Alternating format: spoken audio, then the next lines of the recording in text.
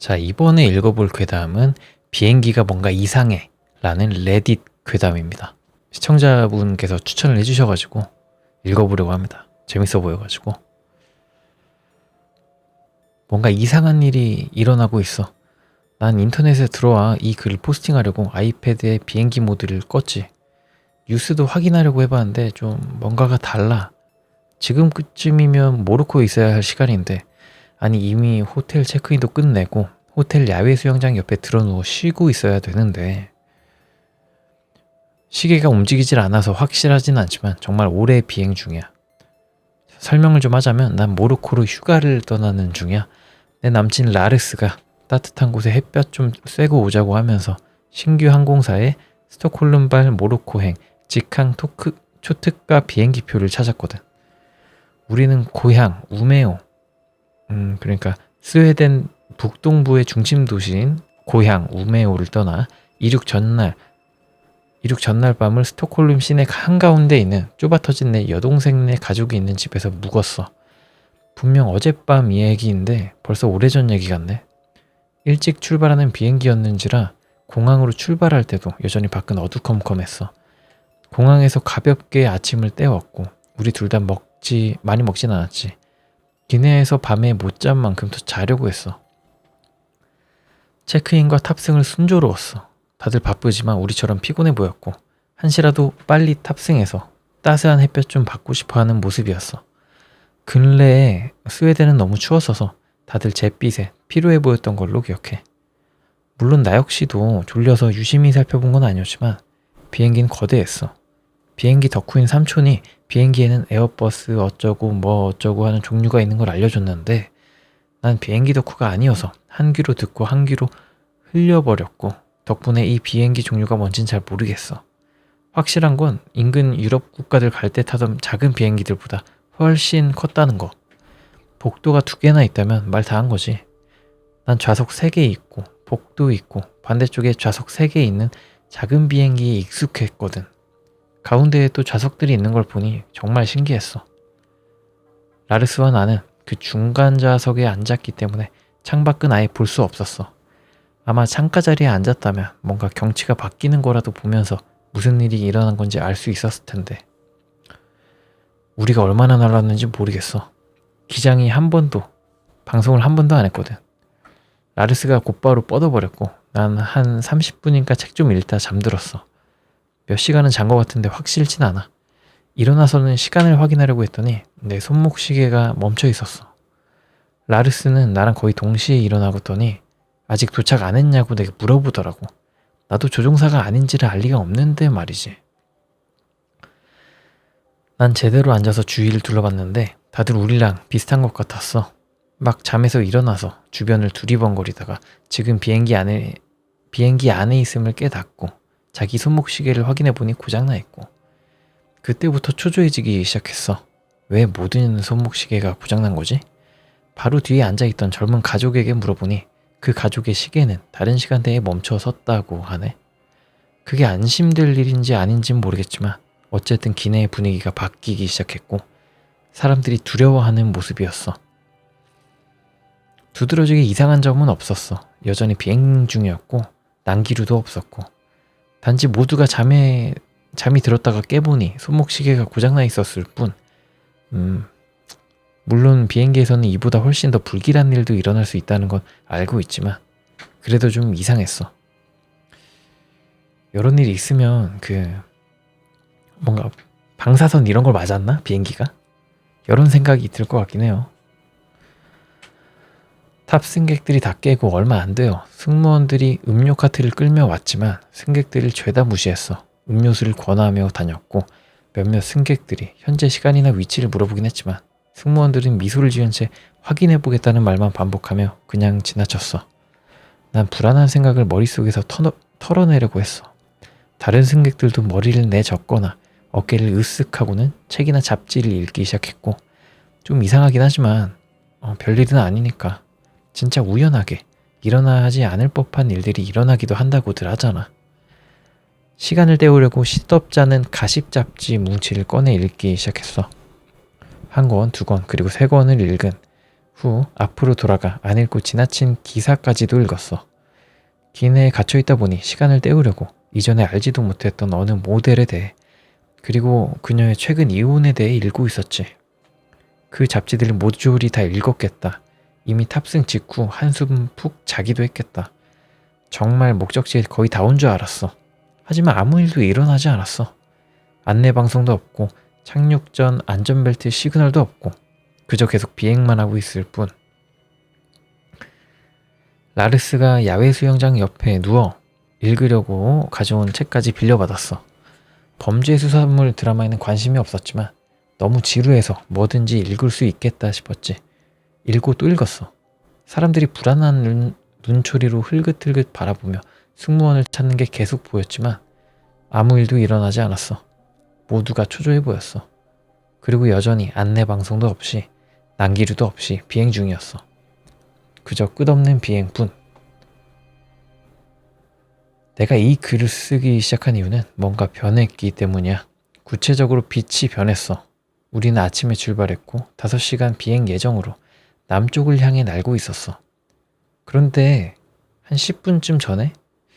내 생각에 한 10분쯤 전에 해가 졌어. 그 말인즉슨 우리의 예정 비행 시간을 훨씬 초과해서 비행 중이라는 뜻이겠지. 몇 시간 이상 잤던 게 틀림없어.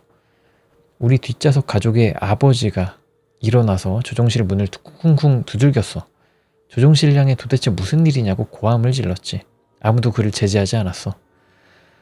승무원들은 아무 일도 없다는 듯 다른 세상 사람들같이 행동했어. 몇몇 탑승객들도 넋이 나간 듯 승무원들과 비슷한 모습이었고 다른 탑승객들은 울부짖기 시작했어. 어찌할 바를 몰랐어. 내가 할 수 있는 일이 없었지. 비행기는 그저 계속 비행만 할 뿐이었어. 점차 더 어두워졌는데 그냥 밤하늘의 어둠과는 다르게 아예 두터운 검은 구름이 각각의 창문들 앞에서 가려서 언제까지라도 햇빛이나 달빛이나 모든 불빛을 가로막고 있는 듯한 느낌이었어. 마치 폭풍 전야처럼 모든 게 어둡고 고요해. 사람들은 마치 단체로 유체 이탈이라도 한 듯 전방을 응시하며 그저 각자의 좌석에 앉아있을 뿐이었어. 물론 사람들 중에서 누군가는 그런 반응을 보일 수도 있겠지만 너무 많은 사람들이 똑같이 그러고 있었어. 심지어 라르스도 이 무시무시한 운명에 순응하기로 마음먹기라도 한 듯 생기를 잃은 채 그저 음료수 카트를 멍하니 바라보며 내 옆에 앉아있었어. 나는 다시 잠들어 버렸어. 피곤하지도 않았는데 깜빡 잠들었다가 금세 일어나 보니 지금은 훨씬 더 어두워져 있었어. 밖에 구름들도 더 어두웠어. 무슨 폭풍우 구름이 아니라 짙은 검은 연기 같았어. 예전에 마을 외곽의 공장에서 불이 났을 때 우리 사무실 건물 사람들 모두가 창문에 붙어 짙은 검은 연기가 지평선 위를 휩쓰는 걸 봤는데 지금 비행기 창밖이 그때 같아. 혹시 무슨 뉴스라도 있나 인터넷에 접속해보려 했지만 뉴스 사이트들은 모두 깨져 있었어. 익숙한 단어들 대신 이런 것들만 볼 수 있었어. 아, 신문 기사가 따옴표만 있고 이게 글이 써져 있지 않았다고 하네요. 이번엔 페북을 확인하려 했더니 중고딩 시절 파티에서의 우스꽝스러운 사진이랄지 대학 신입생 때라든지 옛날 포스팅들만 떠 있었어. 더 많은 사람들이 잠들고 있었어. 그리고 달라진 점이 또 보였어. 기내의 사람들 수가 줄어들었어.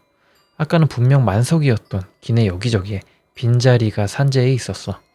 그 많은 수가 화장실 갔을 리도 없는데 승무원들도 한 명도 안 보여. 내 뒤에 앉아있던 남자는 여전히 뒷좌석으로 돌아오지 않았지만 조종실 앞에서 문을 두드리고 있지도 않고 물론 비행기 뒤편 같은 곳으로 호송되어서 진정시키고 있을 수도 있겠지. 뭔가 내 자신에게 합리적으로 설명해 보려고 하는데 나 지금 너무 무서워. 제길 기장이 안내방송을 하기 시작했어. 기내에 계신 승객 여러분, 기장입니다. 예기치 않은 피트스톱으로 비행이 지연된 점 양해 바랍니다. 비행을 멈춘 적도 없는데 이게 도대체 무슨 말이지? 나는 다른 사람들도 당황해하는가 싶어서 주변을 둘러봤지만 모두들 잠들어 있거나 단지 그저 그 자리에 있었어. 마치 육체는 그 자리에 있지만 초점 잃은 눈으로 조용히 인형처럼. 우리 비행기는 곧 최종 목적지에 도착합니다. 즐거운 비행 되세요. 행운을 빕니다, 조세핀. 뭐? 나는 라르스도 들었나 싶어 쳐다봤어. 미친. 기장이 나한테 말을 했다고? 하지만 라르스는 달라졌어. 뭔진 모르겠는데 라르스는 이미 다른 사람들처럼 조용해졌고 전까지는 알아채지 못한 것들이 보였어. 하느님 맙소사. 이제서야 왜 다른 탑승객들이 달라 보이는지 깨달았어. 탑승객들 사이에 뭔가 미묘하게들 변화가 있었지만 내가 다른 탑승객들 얼굴을 잘 몰라서 라르스한테마저 이 일이 벌어질 때까지도 못 알아채고 있었던 거야. 라르스 얼굴이 덜 라르스답고, 그리고 잘 모르겠어. 라르스 얼굴 이목구비가 평범해졌다고 해야 하나? 모르겠어. 모든 사람들이 다 비슷해 보이고 라르스만의 이목구비 특징이 없어지고 있어. 럭비 때문에 생긴 라르스의 코의 상처도 흐릿해졌고 라르스 얼굴에서 주근깨도 사라졌어. 라르스 헤어스타일도 더 깔끔해졌고, 그리고 라르스 눈에서 생기가 사라졌어. 마네킹같이. 나는 라르스를 흔들었지만 라르스는 낯선 사람처럼, 독한 진통제를 먹은 낯선 사람처럼 나를 멍하니 쳐다보기만 했어. 비행기 기내에는 고요했어. 라르스 흔들기를 그만뒀어. 내가 라르스를 조용히 타이르고 나와 대화하게 만들려 하면서 내는 소리들마저 비행기 기내를 더욱 고요하게 만드는 것 같았어. 마치 교회 안에서 난동 부리는 사람이 된 것처럼. 나는 너무 무섭고 아무 관심도 끌고 싶지 않아. 오직 나 한 명만 반응하고 움직이고, 마치 나 혼자 있는 것 같아. 빈 좌석이 더 늘었어. 사람들이 자리에서 일어나는 걸 본 적도 없는데 다들 어디로 간 거야? 얘들아, 너무 오랜 시간이 흘렀어. 여전히 비행 중이고 하강할 기미도 보이지 않아. 밖에 칠흑 같은 어둠도 그대로야. 그저 어두운 하늘을 돌아다니는 고요한 비행기. 얼마나 오래 비행해 왔는지도 모르고 알아낼 길도 없어. 혹시 이 글을 읽을 수 있다면 2012년 3월 16일 마라케시에 도착 예정이었지만 아직 도착하지 않은 비행기 기사가 있는지 뉴스를 확인해줘. 못해도 이틀 전에는 도착했어야 했을 것 같은데 모르겠어. 다시 또 잠이 오기 시작했어. 부디 일어났을 땐 비행기가 도착해 있었으면 좋겠네. 여기까지입니다. 되게 꿈속에 있는 것 같아요. 꿈속에서 벌어질 듯한 그런 이야기인 괴담이었습니다. 아까 마지막에 이 사람이 말한 2012년 3월 16일 마라케시 도착 예정의 비행기가 실종된 사건이 있은 다음에 이 글을 쓴 거겠죠? 이 글쓴이가 주변 사람들이 마네킹처럼 보이게 된 거잖아요. 그런 상상력을 자극하는 묘사가 재밌는 괴담이었습니다. 네, 재밌네요. 다음 괴담도 비행기 얘기입니다. 이번 괴담은 타기로 했던 비행기가 연기됐어 라는 괴담인데요. 이것도 한번 읽어보겠습니다. 예. 제발 도와줘. 너무 무서워. 어젯밤 나는 평소처럼 캐리어에 짐을 쌌어. 평범한 반바지랑 티셔츠 몇 개랑 수영복 2개, 쪼리 슬리퍼, 그리고 타겟의 여행 코너에서 산 미니 세면도구 세트, 운동화랑 스포츠 브라도 있었어. 여자분인가 봐요. 난 운동을 좋아해서 휴가 가서도 운동을 해. 축복이자 저주라고 할 수 있지. 뭐 그럴 수 있죠. 아이패드랑 간식이 든 백팩을 메고는 문을 나섰어. 남자친구가 공항까지 데려다 주기로 했는데 좀 심통이 나긴 했어. 내가 여자인 절친이랑 같이 주말을 보내기로 해서 약간 질투하고 있었거든. 내가 걔랑 같이 며칠을 보내기로 한 것 때문이 아니라 그 며칠을 마우이에서 보내기로 한 것 때문에 말이야. 뭐 이해가 가긴 해. 남친은 날 공항에 내려주곤 같이 짐가방을 내려줬어. 날 보내기 전에 길게 키스를 해줬는데 사람들을 급히 보내던 교통감독관은 짜증났을 것 같아. 그래도 별로 차가 막히는 날은 아니어서 많이 미안하진 않았어. 우린 젊고 사랑에 빠져있다고. 그냥 우리만의 순간을 즐기게 해줬으면 해. 셀프 키오스크 기계에서 체크인을 마치고 가방에 태그를 단 다음에 무게를 재고 들여보내려 갔어. 근데 가방 무게가 10파운드나 초과돼서 너무 놀랐어. 내가 못 보는 사이에 누가 장난으로 벽돌이라도 넣어둔 걸까? 나는 짐 다시 싸는 구역으로 가방을 밀고 가서 옷가지들 사이를 뒤져보기 시작했어. 젠장을 우린 하와이에 가는 거였다고. 가방을 60파운드나 되게 만들 물건은 들어있지 않았어. 가방 싸는 구역에서 그저 멍하니 가방을 쳐다보며 서 있게 되더라. 가방을 내 머리 위로 올리고 던져보고 팔을 쭉 뻗어 들어 올릴 수도 있었어. 근데 대체 뭐가 문제였던 거냐고? 60파운드는 거의 30kg 정도라고 합니다. 나는 다시 가방을 닫고는 다른 구역으로 가방을 재러 갔어. 이번에는 가방이 30파운드라고 나왔어. 보니까 내가 전에 있던 구역은 기계 고장이라면서 닫혀있더라. 내가 다시 온 구역에 있던 직원은 갑자기 미간을 찌푸리며 멈칫했어. 고객님의 비행표는 날씨 문제로 일정이 재조정되었습니다. 날씨가 안 좋다고요? 제가 거의 방금 비행 정보랑 날씨를 체크하고 왔거든요. 확실한가요? 나는 아까 일어난 가방 무게 문제 때문에 좀 민감해져 있었고 이번에도 비슷한 일일 거라고 생각했어. 네, 고객님. 제가 다시 조정해 드릴 수 있는 비행편 중에 가장 빠른 건 내일 같은 시간에 출발하는 비행기예요. 이쯤 되니 어리둥절했어. 혼자 생각에 잠겼지. 몇 분만 기다려 주실래요? 누구한테 전화 좀 하고 올게요. 그렇게 한 뒤에 손님이 먼저 도움을 받도록 옆으로 잠시 비키고는 남자친구한테 전화를 걸었어. 신호음이 3번 울리자마자 남친이 전화를 받았어. 왜 그래? 뭐 입고 안 가져간 거 있어? 아니, 내가 들어도 우울한 목소리라 남자친구가 걱정된 표정을 짓는 게 상상이 갔어. 내가 타기로 했던 비행기가 날씨 때문에 취소됐대. 뭐? 말도 안 돼. 기다려봐. 주차장에 차 좀 댈게. 몇 분간 주차를 하고 남친은 다시 말을 시작했어. 일단 다시 데리러 가기 전에 비행 정보 좀 체크해볼게. 다시 말이 멈췄어. 인터넷 사이트나 날씨 어플들을 아무리 봐도 네 비행기에 대한 험한 날씨 정보는 없어. 고객 서비스 센터에 한 번만 더 물어볼게. 알았지? 핸드폰을 잠시 음소거 처리하려고 했지만 남자친구가 대화를 들을 수 있도록 그냥 켜두기로 했어. 승무원은 다시 똑같은 말을 반복했고 상급 직원을 불러서 확실히 확인을 시켜줬어. 심지어 그 직원도 3번째 확인을 위해 전화를 걸어줬지. 난 고개를 끄덕이고는 비행편을 재조정해줘서 고맙다고 했어. 다시 전화를 받았을 때는 남자친구가 혼란스러운 목소리로 말했어. 진짜 이상하네. 다시 가고 있어. 조금만 참아. 도착하면 문자해줄게. 알았지? 고마워 자기야. 정말 이 상황 너무 짜증난다. 남자친구는 날 다시 차에 태웠고 집에 가면서 우린 비행기 취소와 가방 무게에 대해 얘기했어. 우린 그냥 농담을 하곤 노래를 틀고 따라 불렀어. 친구한테 전화해서 비행편 얘기를 하려고 했는데 전화를 받지 않더라. 아마 걘 자기 비행기에 이미 타서 도착해서야 전화를 받을 수 있겠지 라고 생각했어. 그 나중에서부터 상황이 이상해지기 시작했어. 난 낮잠을 잤어. 아침에 짐을 싸려고 일찍 일어났거든. 잠에서 깼을 땐 친구한테 온 부재중 전화 몇 통이랑 남자친구가 중국 음식을 포장해 오겠다고 쓴 쪽지를 볼 수 있었어. 친구가 남긴 음성 메시지를 들어보니까 내 전화를 못 받은 게 분명하더라고. 야, 제발 전화 좀 받아. 뉴스 봤어. 제발 그게 네 비행기가 아니었다고 해줘. 제발. 2번째 메시지도 비슷했어. 제발 그냥 전화 좀 받아. 세부 정보를 공개를 안 해주고 있어. 제발 빨리 도착해줘. 제발. 그냥. 친구가 훌쩍이는 소리에 치직거리는 소리가 섞였어.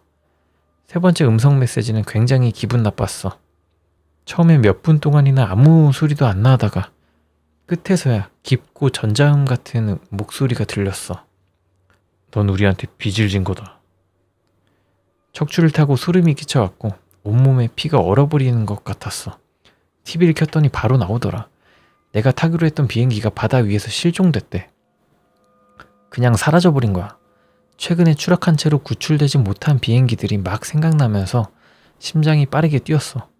진짜 이런 일이 생길 수가 있나? 아님 내가 망상을 하고 있는 건가? 무서워. 누가 날 쳐다보는 것 같고 편집증에 걸릴 것 같아. 내가 빚을 진 게 누군데? 나한테 무슨 일이 일어나는 거고 왜 나인 건데? 안정을 찾기가 힘들어.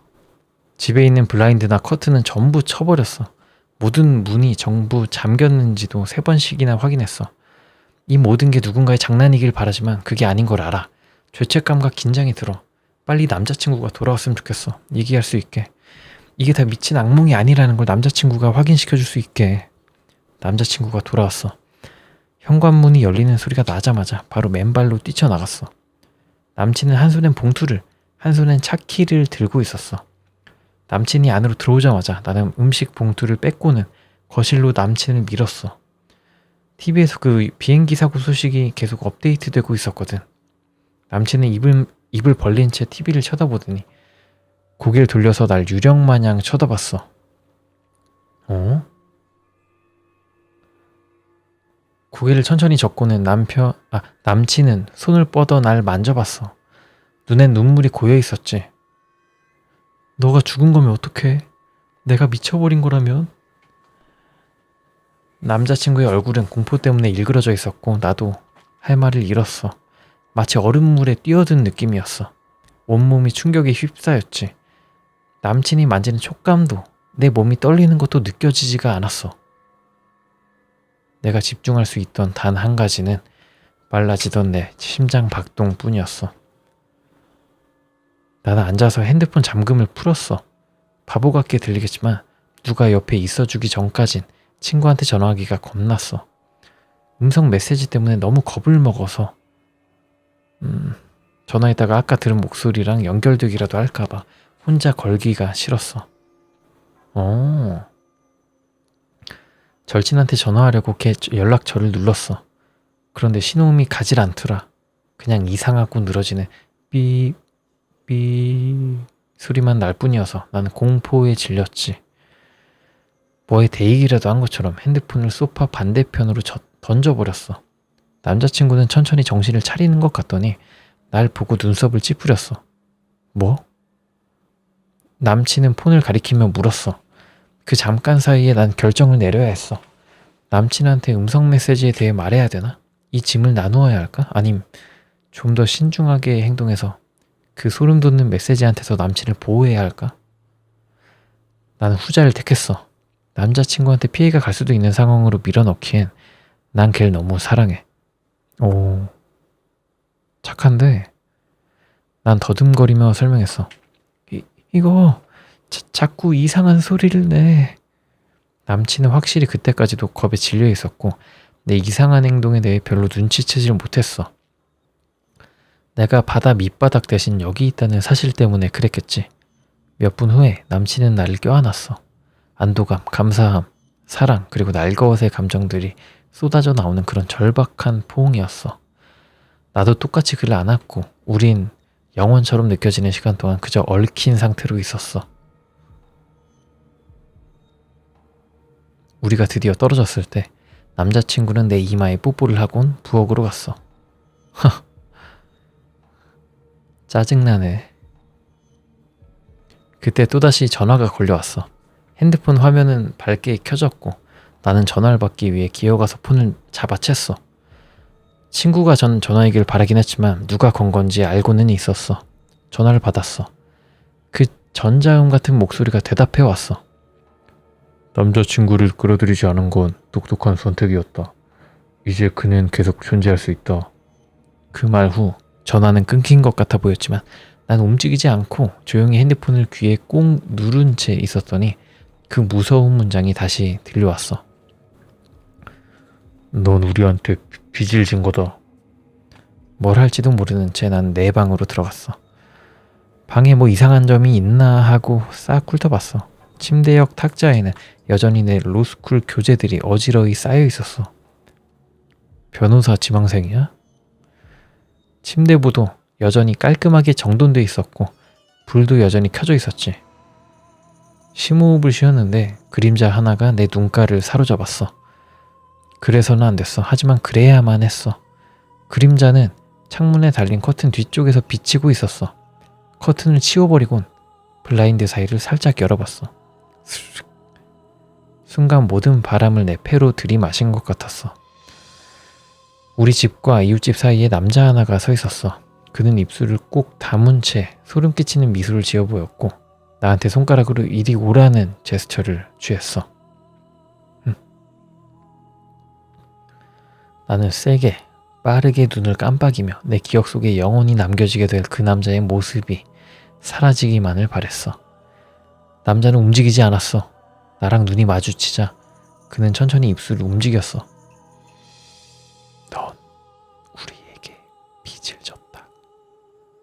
난 커다랗게 훌쩍이기 시작하며 이 모든 게 생존자로서의 죄책감 때문에 보이는 환상이길 바랬어.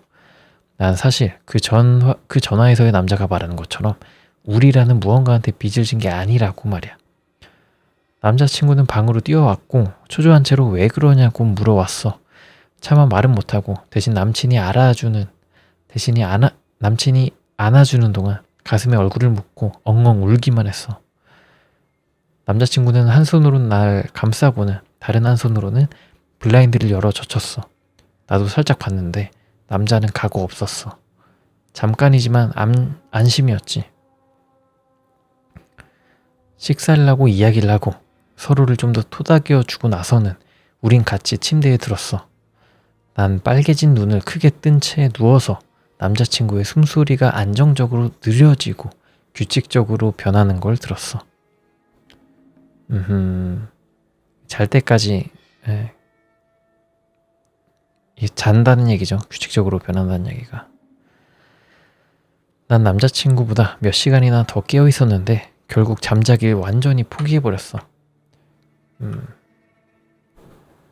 일어나서 콘택트 렌즈를 끼러 욕실로 향했지. 렌즈를 끼자마자 핸드폰 화면이 밝게 빛났어. 또 발신자 정보 제한으로 전화가 걸려온 거야. 다시 전화를 받았어. 누구세요? 목소리가 들리기도 전에 전화에 대고 말을 뱉어냈어. 질문을 하자마자 현관벨이 울렸어. 난 핸드폰을 떨어뜨렸고 핸드폰은 화장실 바닥 타일에서 튕겨져 나갔어. 몸을 숙여 주었더니 전화는 끊겨 있었어. 난 멍한 상태로 현관으로 갔지만 창문 밖에 있던 그 남자가 문 밖에 있다고. 내가 뭘 할 건지도 몰랐어. 문에 다가가자마자 커다란 노크 소리가 울렸어. 문에 달린 조그만 렌즈로 밖을 내다봤더니 경찰이었어.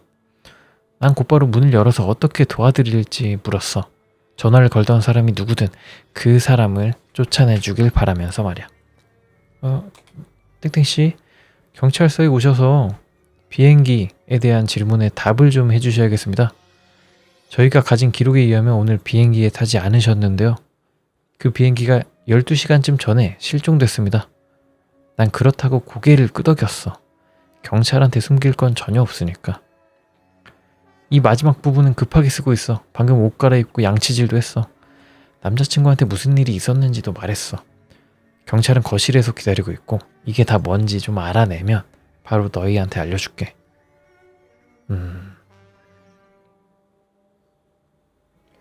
몇 시간 동안이나 경찰서에 있다가 이제야 집에 왔어.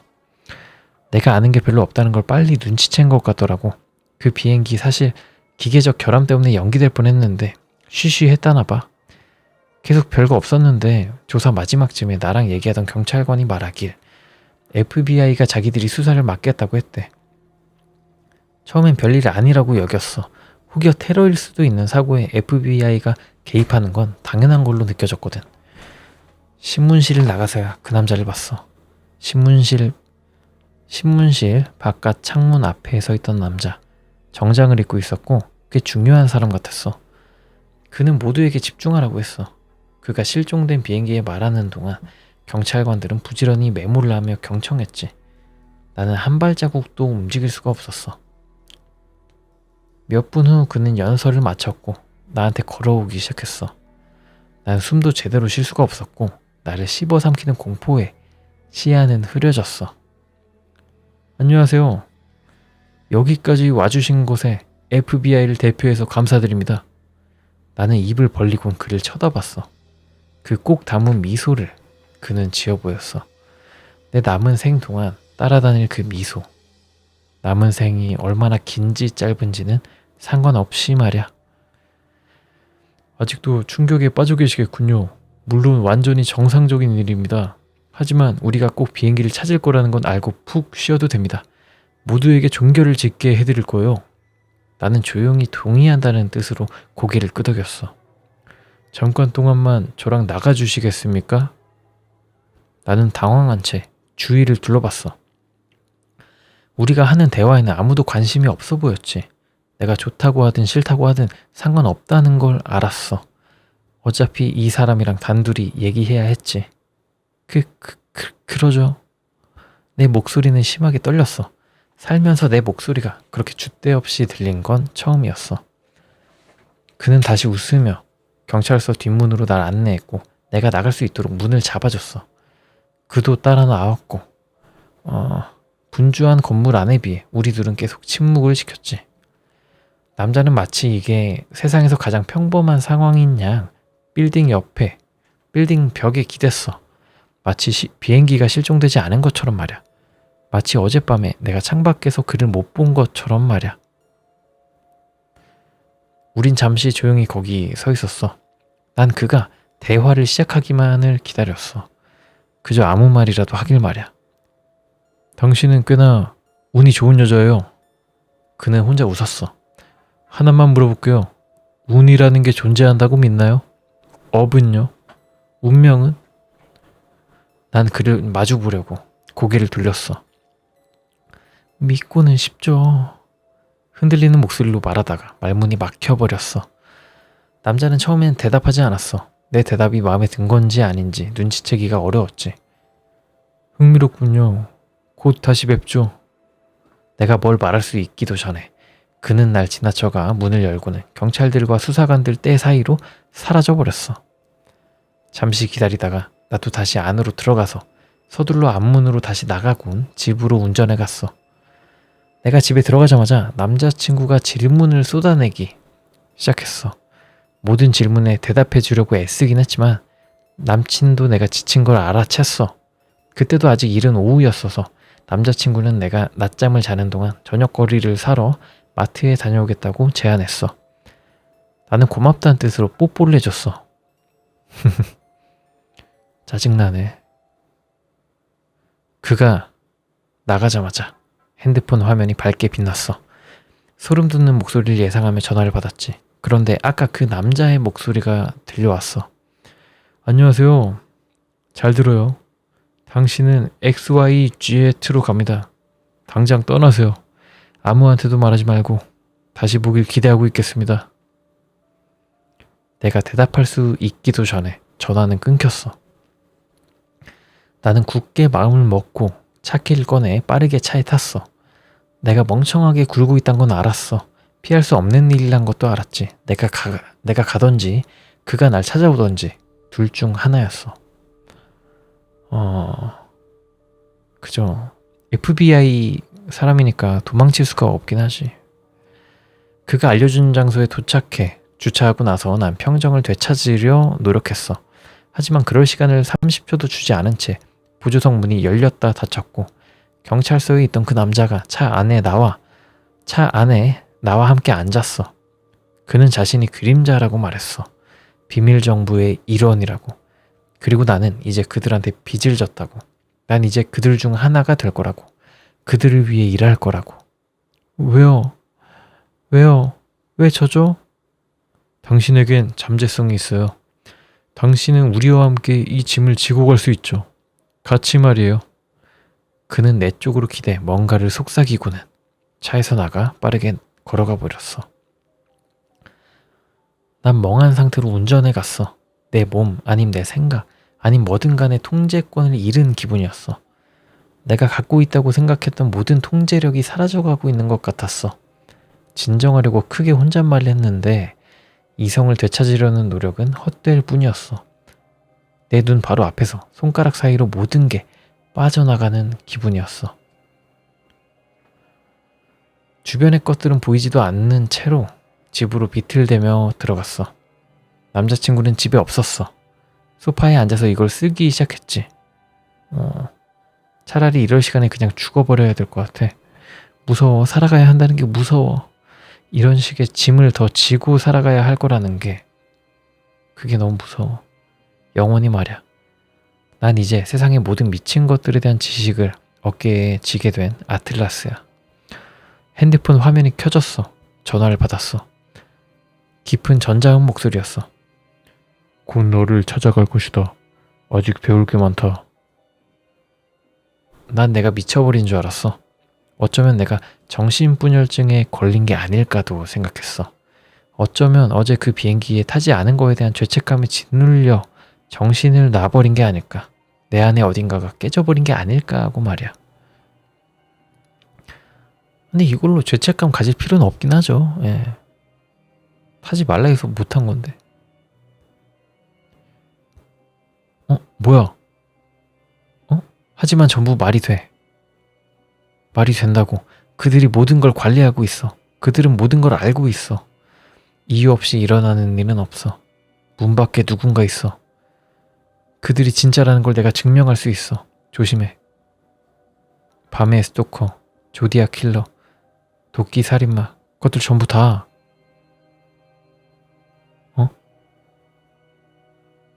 암호화.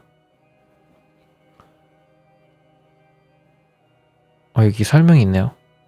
마지막에서 두 번째 줄의 원문은 이렇게 소문자가 있어야 될 때 대문자가 있고 막 그런 약간 암호 같은 거예요. The Night Stalker, The Zodiac Killer, The X-Men W, It Was All 이었습니다. 대문자만 읽어서 조합해보면 쉐로우, 즉 그림자가 되는 거죠. 비밀정부는 우리가 모르는 단체에 진짜 리더들이 숨어서 세상을 조종하고 있다는 괴담 혹은 음모론인데요. 주인공은 그들에게 끌려간 것 같죠. 여기까지.